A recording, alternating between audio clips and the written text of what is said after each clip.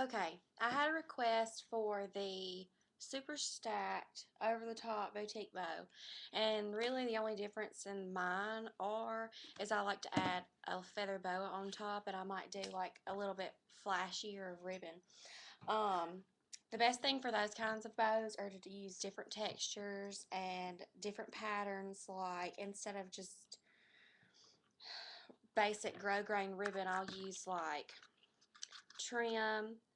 This is really awesome rickrack trim I got at Hobby Lobby, and it was on sale. It's like $1.99, and then half off that, so it's like $1. And I love that stuff. And then in the scrapbooking section, I get this kind of ribbon, and it's 99 cents. And every other week, or maybe it's every 2 weeks, they'll do like two for $1. Love this stuff. More rickrack stuff.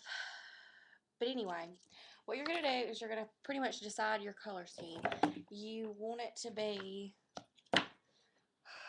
um, don't put just too many colors in there. I say the maximum of colors is like, really like 4 maybe at the most, unless you're doing like a ribbon with like those colors, you know, where there's like the base bow has a bunch of different colors in it, and you can like, all your spikes can be all the different colors in there. But what I'm going to make is I'm going to do like a hot pink and black bow. I'm going to use some of this sheer, but the base of my bow is going to be zebra print. So where's my pen? Okay. Um, Everything you're going to need, I always forget to do this. Everything you're going to need is you're going to need a salon clip. You get these at Sally's. You get like 5 in a pack for like $3, I think. Um, I always like to have a pin cushion so that I can keep my ribbon organized. You know, you can roll it up and pin it up good. Have you a good pair of scissors. Do not use like cheap scissors, because I'm telling you, it's going to make it so much harder. If your scissors aren't sharp, and then it's not going to look professional or finished, or it's just going to look like a, I don't know, not good. You're going to need your clip. I get mine at Sally's. These single prong alligator clips. They come 100 to a pack for like $4.99. And if you have a Sally's card, you get them cheaper than that. They actually may end up being like 3 something. Versus they're $3.50 at Hobby Lobby for 25. So you're definitely saving your money by going to Sally's. And let's see, you're going to need some embroidery floss. I got this at Walmart. I don't really know if it's not embroidery floss. I don't really know what it is, but it works. And it was like $3, and I bought it like 2 months ago, and I mean, like, look how much I've got left. Like, it was a great deal. Um, then you're going to need a lighter to seal the edges of your bow so they don't ravel. Okay, so start out with about 2 feet of ribbon. I like to take mine and do like a figure-8 and then put it together in the middle, and that's going to be 1/2 of your bow, so you can kind of see how much you need. But usually for like a over-the-top bow, I do 2 feet, so about 24 inches. I don't ever measure anything exactly, because that's just, it takes all the fun out of it. It's just too precise for me. I'm a creative person, and I don't like doing all that measuring and stuff. So you're going to heat seal your ends. Sorry if y'all couldn't see that. But you're going to heat seal your ends with your lighter. That just prevents them from raveling. It gives the bow more durability and stuff. Oh yeah, you're going to need a hot glue gun too. Sorry, I just thought about that. You're going to fold it in half and put pressure on the crease part so that you can see your line when you open it up to your ugly side. Trying to get all this in one video. We'll see if I can do it or not. So you're going to see your crease. I don't know if y'all see that. See your crease. Take one end of your ribbon, bring it around, keeping your ugly side down, and putting it on your crease. So you're going to have it like this. On the super stacked bows with a whole bunch of layers, I like to do it at a 90-degree angle, because it kind of flattens the base out just a little bit, so you can stick a bunch of stuff in there and just stuff it full of ribbon. So you're going to have your figure-8, like this is your basic bow. I mean, if y'all have seen my other tutorials, y'all should know this by now.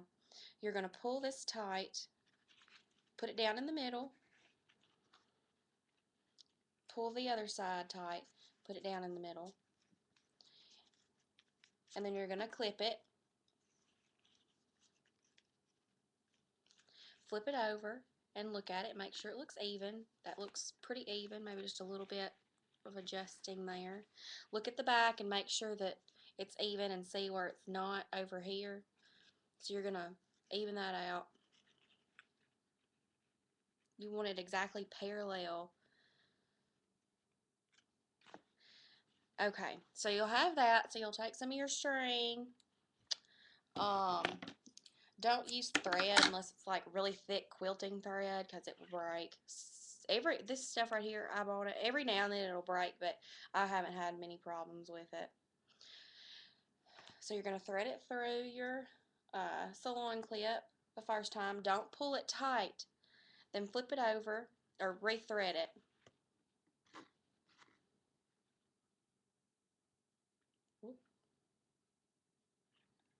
Flip it over, and then you're going to do your next tie. And then I like to flip it over and then pull it tight. You can do it either way. I just feel like it looks prettier whenever I do it this way.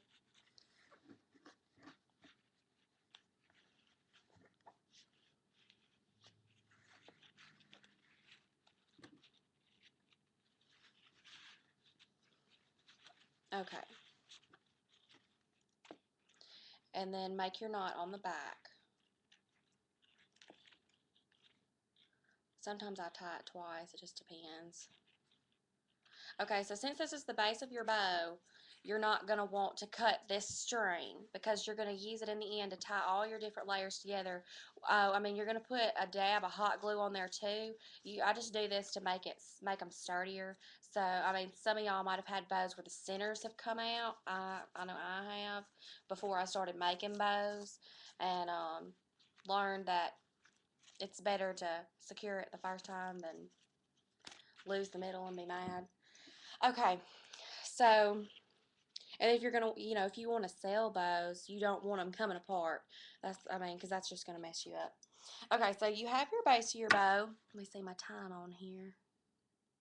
Okay, you have the base of your bow. Next, you're gonna do your spikes. I'm gonna see if I have time to cut these in this video. You're gonna take it and pull it across your bow.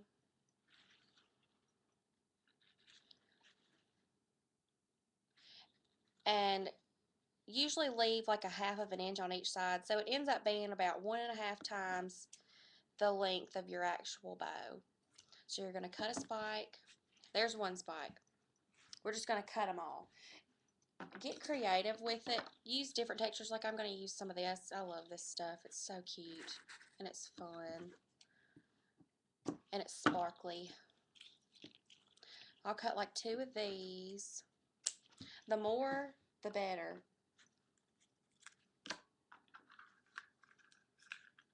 I've got some of this. I'm going to use some of that.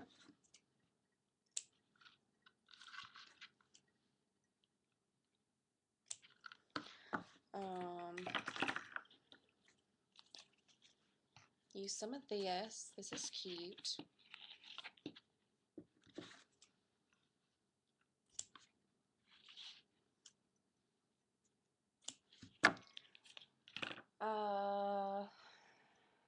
Maybe some more zebra.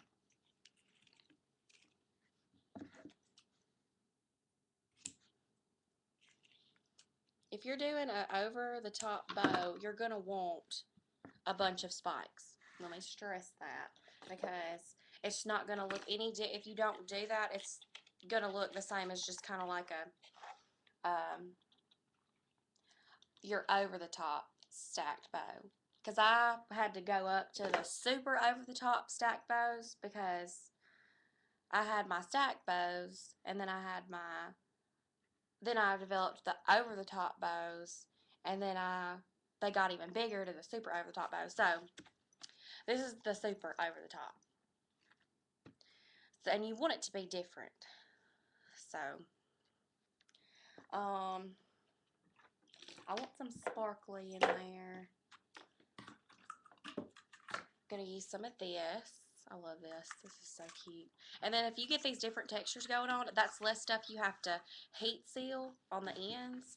And that's why I like to use the different textures, because it just cuts out some time on making them. Okay, so we've got a bunch of spikes. So we're going to put all those together in my next tutorial. So